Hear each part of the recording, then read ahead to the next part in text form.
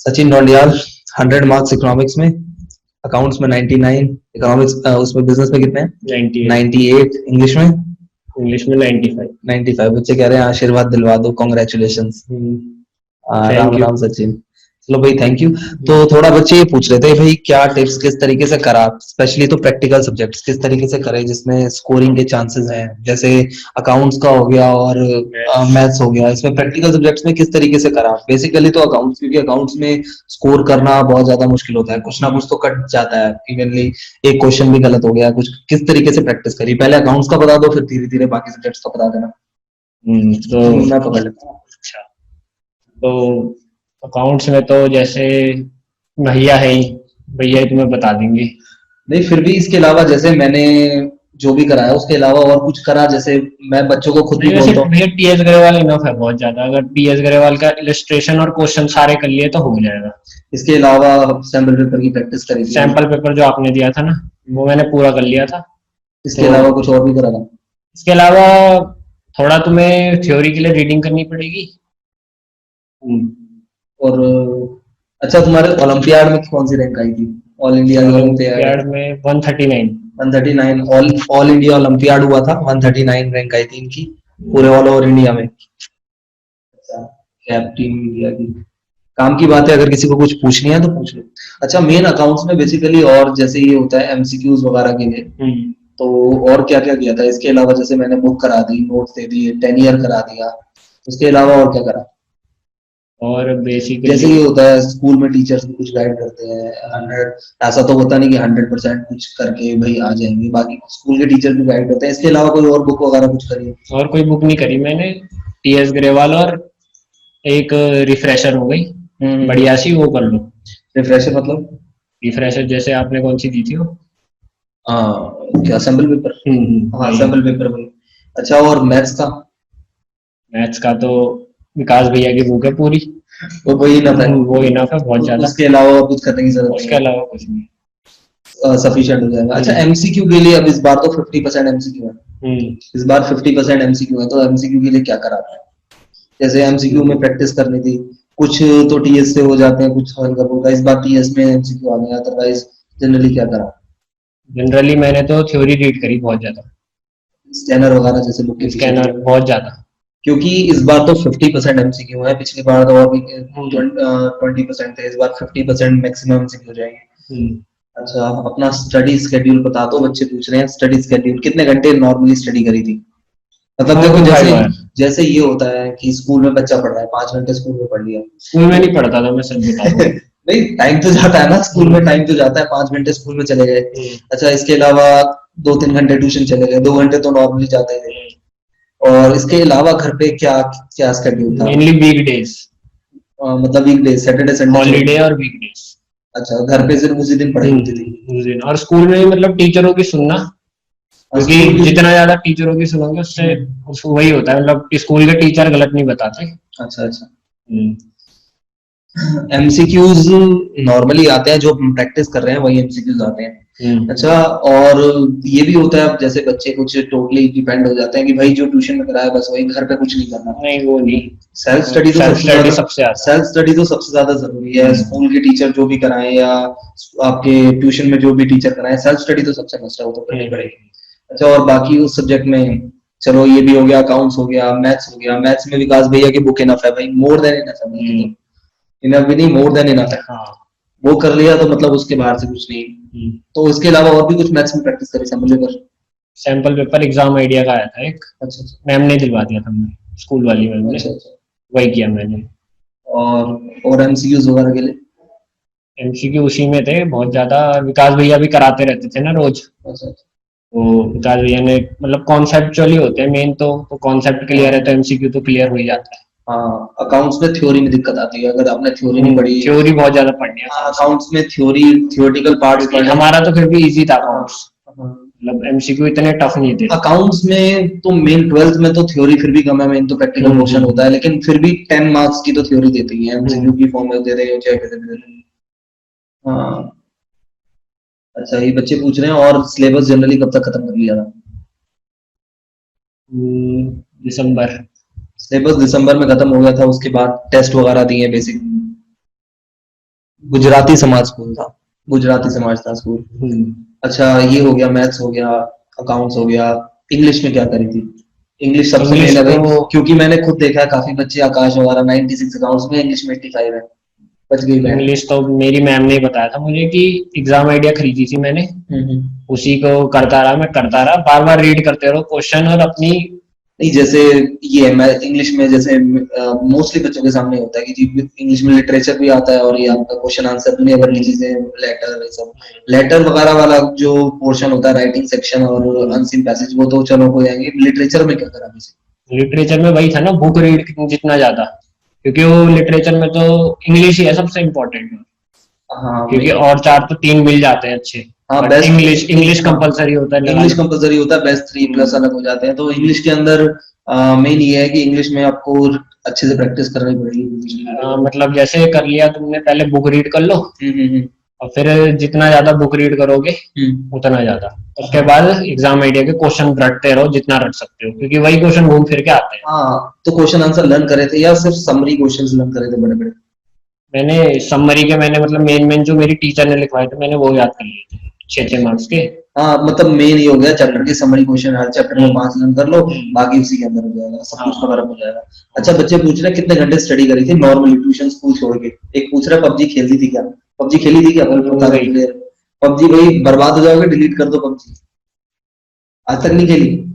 नहीं खेली पबजी आज तक भाई। ये आयुष पूछ रहा है। अच्छा, कितने घंटे स्टडी की नॉर्मली? ये सबसे भाई बड़ा डाउट रहता है। कुछ बच्चे जैसे सीए की तरफ जा रहे हैं, वो मेरे से पहले पूछते हैं सीए में क्या 16 घंटे पढ़ना पड़ता है? ऐसा कुछ नहीं होता भाई पढ़ना। देखो, 1 घंटे की स्टडी और 8 घंटे की स्टडी एक बराबर हो सकती है, अगर कंसंट्रेशन कितना है वो डिपेंड करता है स्टडी का, किस तरीके से आप लोग पढ़ रहे हो, किस तरीके से कंसंट्रेट कर रहे हो, वो मैटर करता है। अच्छा, तो बेसिकली बता दो भाई कितने घंटे, जैसे स्कूल हो गया, उसके बाद ट्यूशन हो गया, अब उसके बाद में बाद ज्यादा नहीं पढ़ता था, वैसे 1 1.5 घंटा पढ़ता था मैक्सिमम। ट्यूशन का काम कब कैसे करते थे? ट्यूशन का काम स्कूल का मतलब, भी होता है? मैं सुबह जल्दी उठता था, अर्ली मॉर्निंग करता था मैं ट्यूशन का काम, पर मैं ट्यूशन के बाद ज्यादा नहीं पढ़ पाता था, मतलब थोड़ा हो जाता है ना, स्कूल हाँ, से भी उसके आओ बाद स्कूल ट्यूशन, से आओ, फिर ट्यूशन ट्यूशन के जाओ, बाद फिर नहीं पढ़ा जाता। तो सुबह सुबह अर्ली सुबह मॉर्निंग। Early morning. अब ये जो आलसी बच्चे हैं, सुबह अर्ली मॉर्निंग उठना पड़ेगा। अच्छा, और ये पूछ रहे हैं रिवीजन कितनी बार करी? रिवीजन तो भाई कितनी बार करी होगी मैंने, 2 3 बार तो कर ली थी मैंने अकाउंट्स की। अकाउंट्स की 3 बार तो नॉर्मली होगी थी। 3 बार तो मैंने कंटेंट करवाया ही था, 3 बार। बिजनेस स्टडीज में भी कैसे प्रिपरेशन करी? वो तो अलग बात है, प्रिपरेशन तो करी होगी। बिजनेस में तो मैं रोज, मतलब ये लगा लो 4 5 बार मैंने हर एक चैप्टर रीड कर लिया था, चैप्टर रीड हो गया था? क्योंकि उसमें बोल नहीं सकते ना तुम कि ये रट लो तो यही आ जाएगा, हाँ, वो तो है। तो मेन पूरा थ्योरी पोर्शन है। जैसे बच्चों को मैं बोलता हूँ, मेन हेडिंग्स आपको माइंड में होनी चाहिए और बाकी कीवर्ड्स याद करने हैं। हाँ, अंदर के मतलब थोड़ा बहुत होना चाहिए कि एनसीईआरटी का, वरना फिर वही देखता है टीचर के एनसीईआरटी से कितना लिखा है बच्चे ने। तो बिजनेस स्टडीज में भाई एनसीईआरटी मैटर करती है। बिजनेस हो गया और इको हो गया। हाँ, इको में भी इको में तो एनसीईआरटी उठा लेना, उससे ज्यादा कुछ मालूम नहीं। मैंने वही उठाई थी इंडियन के लिए। अच्छा, हाँ, मेन इकोनॉमिक्स में सबसे बड़ा चक्कर तो इंडियन इको का है। एनसीईआरटी सबकी पढ़ी थी। हाँ, एनसीईआरटी मैंने अकाउंट्स की भी दी थी, खोली थी वो, पढ़ी थी, सही में पढ़ी थी। ज्यादा नहीं पढ़ी, वही पढ़ा था, आपने कहा था ना इनकम एंड एक्सपेंडिचर कर लेना, वो एनपीओ वाला चैप्टर बोला था, उसके अलावा नहीं किया मैंने। हाँ, ठीक है। अच्छा, तो मेन ये है, हाँ, इको बनती भी है जिंदाबाद, वो ठीक है। लेकिन ये बताओ, इको में जैसे इंडियन इको बच्चों का सबसे बड़ा चक्कर है, तो इंडियन इको में सिर्फ एनसीईआरटी पढ़ी थी? हाँ, वही पहले मैं करता था संदीप गर्ग, पर मेरे प्री बोर्ड में कम रह गए थे थोड़ा, फिर जितना मैंने सुना कि एनसीईआरटी से करो, एनसीईआरटी से करो, तो एनसीईआरटी करी मैंने, और उसके फिर अपने नोट्स बना लिए थे एनसीईआरटी के ही। और मतलब वही जो आप कह रहे थे कीवर्ड्स, और नोट्स में लिख लिए, और फिर वही पेपर में कीवर्ड्स लिखने होते हैं, मेन सेंटेंस तो अपने आप बन जाता है। तो उसी के बेसिस पे फिर, और स्टार्ट भी मैंने पेपर उसी से किया था, इंडियन से, कि थोड़ा टीचर को लगे। मतलब ये स्टार्टिंग से इंडियन इकोनॉमी पढ़ लो, पकड़ लो, कितने चैप्टर, 10 12 चैप्टर, स्टार्टिंग से इंडियन इको पढ़ते जाओ, एंड तक आते आते अपने आप हो जाएगा। इंडियन और एनसीईआरटी से पढ़ना, मतलब हाँ, इंडियन इको तो भाई एनसीईआरटी से पढ़ना ही बेस्ट रहेगा। बाकी macro economics Sandeep Garg, macro economics तो संदीप गर्ग, और थोड़ा एनसीईआरटी के मतलब थोड़ा है उसके अंदर भी कुछ डेफिनेशन जो संदीप गर्ग में नहीं है, वो करनी पड़ेगी। हाँ, बाकी नोट्स वगैरह बंटी हुए बना देते हैं। सेल्फ स्टडी कितने घंटे? सेल्फ स्टडी भाई 2 3 घंटे बोल रहे हैं, कितने घंटे सेल्फ स्टडी? मतलब स्कूल रेगुलर डेज में ना, तो वही कह रहा हूँ 2 घंटे। 2 घंटे मेरे सेल्फ स्टडी, जो बच्चे 8 8 घंटे सोच रहे हैं, ऐसा नहीं है, 2 घंटे सेल्फ स्टडी करी है। मैं ट्यूशन और स्कूल में ध्यान देता था मैं, हाँ हाँ स्कूल के फ्री पीरियड्स में नहीं देता था, उसमें मैं बैठ के बातें ही करता था, जब टीचर पढ़ाता था तब देता था। हाँ। बाकी देखो स्कूल के टीचर है वो थोड़ा गाइड कर देते हैं आपको कि क्या करना है क्या नहीं करना, ट्यूशन टीचर थोड़ा आगे और करा देंगे, बाकी सेल्फ स्टडी तो मेन खुद ही करनी पड़ती है। हाँ, वो तो है। एनसीईआरटी की बुक में लैंग्वेज टफ होती है, एनसीईआरटी के कीवर्ड्स उठाए जाते हैं। एनसीईआरटी पूरा नहीं रटना, वीकडेज में कितना पढ़ा, 2 से 3 घंटे भाई, 2 से 3 घंटे। अच्छा, एनसीईआरटी की बुक में लैंग्वेज टफ होती है, तो एनसीईआरटी आपको सेम नहीं करनी, आपको कीवर्ड्स उठाने हैं, कीवर्ड्स एनसीईआरटी से चेक करते हैं, वो सब कुछ चेक नहीं करते। हाँ एक दिन में कितने सब्जेक्ट है, हाँ भाई बच्चों का भी ये भी डाउट रहता है कि भाई एक दिन में कितने या क्या स्टडी प्लान रहा। जैसे कुछ बच्चे सोचते हैं जी हम 10 स्टडीज को सैटरडे संडे पढ़ लेंगे, बाकी सब्जेक्ट्स ऐसे पढ़ लेंगे नॉर्मल। मैं रात को करता था ज्यादातर अकाउंट्स और मैथ्स, क्योंकि दिमाग वो हो जाता है, हाँ। स्कूल से आओ ट्यूशन में जाओ, फिर हाँ थ्योरी नहीं पढ़ी जाती। हाँ, वो तो थ्योरी से। मैं और वीकडे में पढ़ता था मैं थ्योरी सब्जेक्ट्स, हाँ। क्योंकि उसमें थोड़ा दिमाग फ्रेश रहता है, कुछ तो स्कूल नहीं जाना होता। तो भाई बेसिकली वीकडेज में आपको जो मॉर्निंग है, अर्ली मॉर्निंग में आपको थ्योरी पढ़नी चाहिए, और कोशिश करो इवनिंग में जैसे क्लासेस होती हैं उसके बाद, जैसे स्कूल है उसके बाद कोचिंग है उसके बाद लास्ट में क्लासेस होती हैं, क्लास के बाद आप लोग अपना प्रैक्टिकल मैथ्स और अकाउंट्स कर लो, और मॉर्निंग के लिए आप लोग छोड़ दो अपना इको बिजनेस स्टडीज और इंग्लिश, ये ज्यादा बेटर रहेगा। और सैटरडे संडे वीकेंड में तो जितना, मतलब एक तुम्हें खुद ही अपना प्लान बनाना पड़ेगा कि कब तुम्हारा दिमाग, किसी बच्चा होता है कि नाइट स्टडी ज्यादा अच्छी कर लेता है, अर्ली मॉर्निंग नहीं कर पाता। हाँ, बच्चों पे डिपेंड करता है। वो तो भाई मेरे हिसाब से पर अर्ली मॉर्निंग में थ्योरी कर लो, और पूरे हाँ, दिन यही उसके बाद बेस्ट है। प्रैक्टिकल करते रहो। पूरे दिन प्रैक्टिकल कर लो, अर्ली मॉर्निंग 2-3 घंटे थ्योरी के लिए निकाल लो। नींद आती है हाँ अर्ली मॉर्निंग में, नींद आती, फ्रेश माइंड रहता है हाँ। एकदम। तो मैथ्स में मेन अकाउंट्स में कौन से चैप्टर पे फोकस करना है भाई, ये बच्चों को सबसे ज्यादा डाउट रहता है। एनपीओ, अकाउंट्स में देखो भाई, सुन लो कौन से चैप्टर पे सबसे ज्यादा फोकस एनपीओ करना है। एनपीओ आगे का इजी है, एनपीओ घुमा देगा पूरा। हाँ, बस एनपीओ सबसे ज्यादा खतरनाक होता है अकाउंट्स में। और मैथ्स में कौन सा खतरनाक है? मैथ्स में कैसे बोलूं, किसी को 3D लगता है, मुझे तो इजी लगता था। हम्म मेरे हिसाब से चैप्टर 6 है एक, वो एप्लीकेशन ऑफ डेरिवेटिव्स। वो मुझे टफ लगता है। और इंटीग्रेशन। इंटीग्रेशन तो मुश्किल है, नया क्वेश्चन कभी भी आ सकता है भाई, हाँ। किस्मत है तुम्हारी। तो सातवें वही क्वेश्चन करके भी मतलब बंदा श्योर नहीं होगा कि हाँ, ये मतलब कॉन्फिडेंस आ जाएगा। विकास भैया खुद ही बोलेंगे हाँ। इंटीग्रेशन का हर एक बार नया क्वेश्चन आएगा। हाँ, तो मतलब इंटीग्रेशन आपको अच्छे से करना है, इंटीग्रेशन चैप्टर सबसे ज्यादा, क्योंकि बहुत बड़ा चैप्टर है, काफी लेंथी चैप्टर है, कंसारा बोल रही है मत डराओ। इंटीग्रेशन सबसे ज्यादा लेंथी है, तो इंटीग्रेशन को ज्यादा फोकस करो। अकाउंट्स में एनपीओ मेन है, एनपीओ और कंपनी अकाउंट्स का जो चैप्टर है, कंपनी अकाउंट्स वैसे इजी है लेकिन कॉन्सेप्चुअल है, पर एनपीओ थोड़ा, हाँ, एनपीओ एनपीओ में में मतलब नहीं एंट्रीज आएंगी तो पता नहीं लगता है, अकाउंट्स कंपनी में तो फिर भी वो घूमती कंपनी ही में, रहती है। हाँ कंपनी में तो क्वेश्चन वही होता है, घूमती रहती है। इको में कौन सा? इको में नेशनल इनकम ही तो है भाई। इको में कौन सा टफ चैप्टर है इंडियन में? इंडियन में कौन सा होगा इंडियन tough? तो पूरी थ्योरी है, मेन मैक्रो में क्या है, मैक्रो में क्या टफ है? अच्छा, ये एक बच्चा पूछा कितने घंटे नींद करी, सबसे ज्यादा तो मेन ये है, कितने घंटे सोए ये आज? 7 से 8 घंटे भाई सोए, बच्चे कह रहे हैं भाई आजकल मोस्टली बच्चे तो पबजी खेलते रहते हैं और रात भर जागते हैं, तो 7 से 8 घंटे की नींद चाहिए। 6 7 एक जैसे मैथ्स में चैप्टर देखो फिफ्थ है derivative, sixth application of derivative है, और सेवंथ इंटीग्रेशन। इंटीग्रल है, तो तीनों अलग है लेकिन मेन इंटीग्रल पे ज्यादा फोकस आपको करना है, और एप्लीकेशन ऑफ डेरिवेटिव्स पे ज्यादा फोकस करना है। डेरिवेटिव तो इजी है, ठीक है। मैक्रो में कौन सा टफ है?